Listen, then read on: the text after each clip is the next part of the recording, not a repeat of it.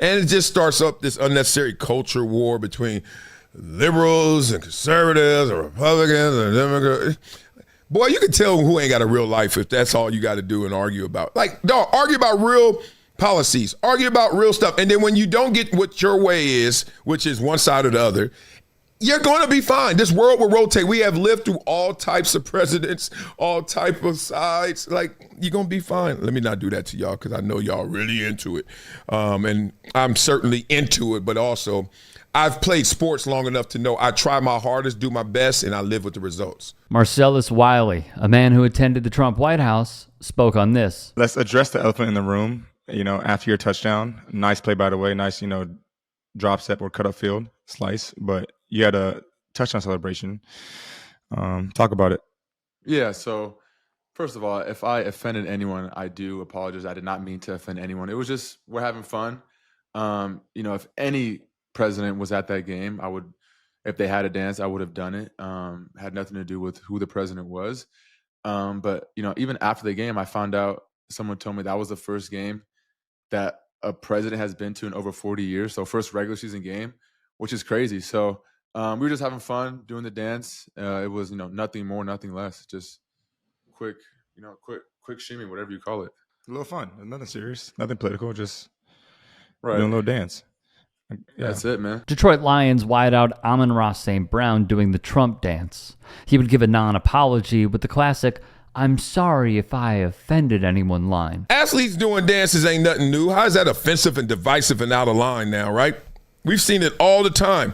Y'all always saying, be yourself, be who you are, show us some flavor. Y'all were fighting for us to have the fun rules back. We get them back, he do something funny because and y'all like, nah.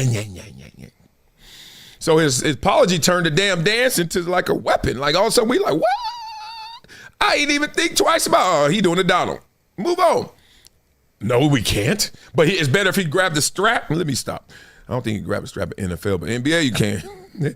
So athletes can kneel, they can pray, they can protest, raise fists. We could paint the damn field with slogans that we can wear statements, we can wear all these support causes, but dang it, don't you dare do the I ain't got too much on this. I just think it's stupid. How about that? Wiley is a goober for this, so let's break down what he said. Technically, you cannot take a knee because this guy's out of a job. Don't be shocked because Wiley spews this nonsense. Your kneeling at kickoff has nothing to do with our situation unless you translate that, materialize it, and monetize it. This is an identity issue. You know why the identity of this movement has been lost? Because the identity of those who are leading it has always been in question. Let's keep it 1,000 up here, because my past is hot. My past has expired for this. The past has expired. Kaepernick comes from a situation where he's never felt the full weight of these injustices. This is a mixed race guy who was raised by a white family from Wisconsin to Central California. Comes into play now. And we all know Nessa. Respect to her and her ethnicity, but it's not black. Now Eric Reed is taking it and giving them cover. Eric Reed is taking Kenny Stills, another guy. Respect, guys. Another mixed race individual who's not felt the full weight of this. I get back to the identity of those who are leading it, which has always been in question. And now Jay-Z has answered that question. Let somebody who really knows what this is about handle this. One of the greatest things I've ever heard. This is the stuff he says in front of a proud bigot, Jason Whitlock. And when he attended the Trump White House, a lot of times they want to say, well, the policies. I was like, yeah, he's canceling Black history, but he's inviting hundreds of Black people to the White House for Black History Month to celebrate it. So I can't object to the statues of people being built and all of that stuff right there. But what I can say is this is empty. Trump is, it's empty, right? He's the gilded president. He'll literally say, I'll build you a statue while taking away your rights and actually obliterating your history, leading initiatives all over the country to outlaw the teaching of your history. Like, I'm sorry, if you were in that room, you are the example of a good. You are. Because Trump wants good niggas around him so that the actuality of Black history, of Black achievement, of the systemic things that Black people have to overcome, that those things are muted and erased. And the people that are smiling with him in those photos, unfortunately, a lot of whom I know, to me are empowering that. Let's also remember this guy. Just because Angel Reese is a Black woman doesn't mean that a Black man or a Black woman who happens to be an analyst can't give their opinion on her game. Just because Angel Reese is a Black woman doesn't mean that a Black man or a Black woman cannot critique her game. To be quite frank, a Black man or a Black woman can critique anybody's game just the same as a white man or a white woman can critique anybody's game.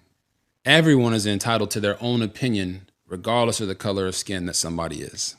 And if you don't like that opinion, that's fine. But it shouldn't resort to personal attacks. I just believe we got to be better in this space, man. Debate the game.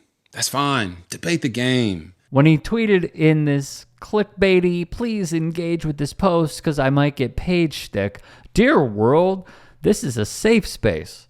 Donald Trump has made some massive and sweeping changes since becoming president of the United States again, with Elon Musk leading the Doge. The Doge. Do you like what they are doing? Why or why not? Wiley would reply, and I quote, "Love it, making our government more effective and efficient." How's that working, by the way? On the line of dances are not offensive and all that BS. Legendary national team goalkeeper Tim Howard said this of current star Christian Pulisic doing the Trump dance. Here's my personal view. Doing a dance that mimics Donald Trump is stupid. Because whether it's the president of the United States or my neighbor down the street, I would never back someone who I believe is racist. Wrote Adam Kilgore, the Trump-inspired celebrations may offer a window into cultural shifts that have occurred both within and outside the country's most popular sport since Trump's presidency. The trend most resonantly could be seen as a reflection of Trump's success in courting young men. According to a Tufts University poll, 56% of men aged 18 to 29, the demo most NFL players fall into, voted for Trump, a 15-point increase over 2020. Added Emory University Associate History Professor Carl Sudler. A lot of these young guys, especially in the National Football League, every election they ever voted in was one that had Donald Trump as a candidate. There's a particular kind of distance from that moment in 2016 where you do see NFL players a little more comfortable showing their allegiance in that way. If you can and are willing, please become a paid member here at TYT Sports. And or go to tyt.com/join. In addition, you can follow me on Twitter, Instagram, and TikTok. Appreciate it. Have a great day.